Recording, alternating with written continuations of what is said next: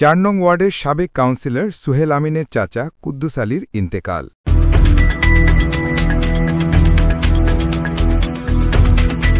৪ নং ওয়ার্ডের সাবেক কাউন্সিলর সুহেল আমিনের চাচা এলাকার প্রবীণ মুরব্বী কুদ্দুস আলী আর নেই।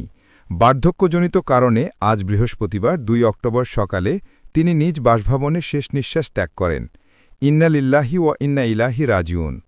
তার মৃত্যুতে এলাকায় গভীর শোকের ছায়া নেমে এসেছে। মৃত্যুকালে তার বয়স হয়েছিল ৫৭ বছরের ঊর্ধ্বে।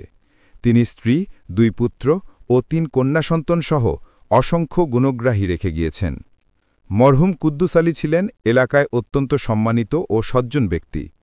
তিনি এলাকার সহজ সরল ও সুন্দর প্রকৃতির সাধারণ মানুষ ছিলেন।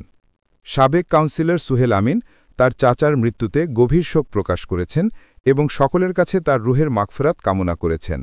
মরহুমের জানাজার নামাজ আজ ২ অক্টোবর বিকেল ৫টা ১০ ঘটিকায় হবিবপুর পশ্চিম পাড়া শাহী ঈদগাহে অনুষ্ঠিত হয়। জানাজা নামাজে এলাকার ও দূরদূরান্ত থেকে আসা অসংখ্য মানুষ ও আত্মীয়স্বজন অংশগ্রহণ করেন। আত্মীয়স্বজন জানান, মরহুম কুদ্দুস আলীর বিদেহী আত্মার শান্তি কামনা করছি এবং শোকসন্তপ্ত পরিবারের প্রতি গভীর সমবেদনা জানাচ্ছি।